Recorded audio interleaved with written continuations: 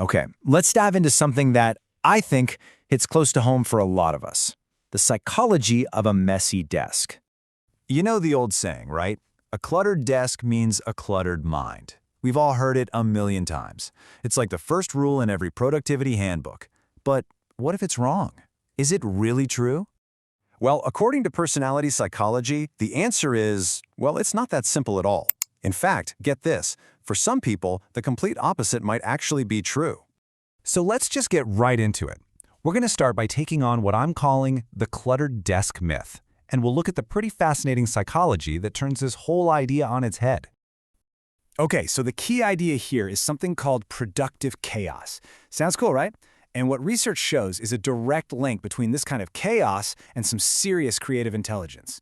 The theory is that some brains are just so jam-packed with ideas and thoughts that they literally don't have the bandwidth to worry about external stuff, like having a super tidy desk. So what's really going on in the mind of someone who actually thrives in this kind of environment? Well, it turns out it boils down to 5. Pretty rare but really powerful psychological traits that these folks tend to share. And honestly, once you understand these, it might just change the way you think about organization forever. All right, that brings us to our first couple of traits. They kind of fall under one big theme: autonomy and the curious mind.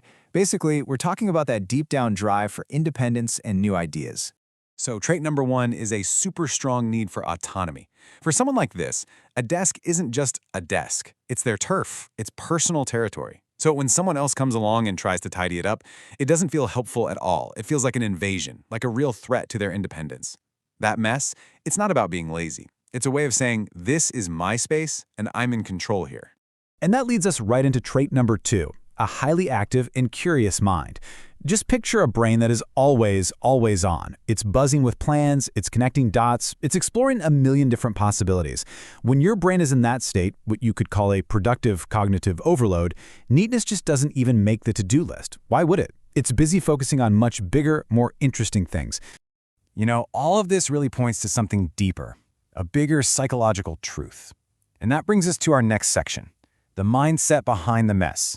This is all about that classic conflict between what's going on inside our heads versus what things look like on the outside. Okay, so to really get the next trait, we got to quickly cover a key psych concept. It's called an internal locus of control. It sounds complicated, but it's not. It's just the belief that you are in charge of your own success. Your actions, your decisions, that's what makes things happen. Not luck, not other people, and definitely not how clean your room is. And that's trait number 3, right there. It's a kind of quiet self-trust. If you have this internal locus of control, you feel totally responsible for the quality of your work. So who cares how messy the process looks to someone else? The proof is in the pudding, right? Your validation comes from the amazing result you produce, not from how tidy you looked while doing it. Okay, here's another really cool concept that's a huge piece of this puzzle. It's called psychological reactance. We've all felt this. It's that automatic, gut-level instinct to push back, to say no way, the second you feel like someone is trying to take away your freedom or tell you what to do. And boom, that's our 4th trait. So when the world or your boss or some guru on the internet tells you you absolutely must have a clean desk to succeed, that reactance instinct can just flare up. It's not about being defiant for the sake of it. It's a deep, almost subconscious need to protect your own way of thinking, your self-direction. So if you look at this comparison, it really spells out the core difference here and leads us to our 5th and final trait. On one side, you have the internally driven person. They value the experience of doing the work. They trust their own process. On the other side, you have the externally driven person who might value the display of being organized, needing that structure. For the folks we're talking about with the messy desks, their self-worth is all about meeting their own high standards. It has nothing to do with getting a gold star from somebody else. So what's the big takeaway here? What are we supposed to do with all this? Well, it's time to kind of reframe how we think about this. Let's move into our final section, embrace your thinking style. It's about learning to see that mess not just as chaos, but as a kind of mental map. I love this quote. It really just says it all. The creative work itself matters more than the image of being organized. I mean, that's it, right?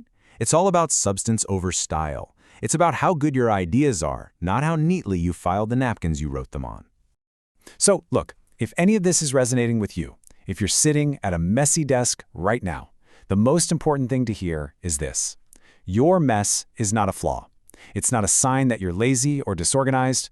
More often than not, it's just the physical evidence of a mind that's dynamic, independent, and completely absorbed in the stuff that actually matters. And that really leaves us with one last question to chew on.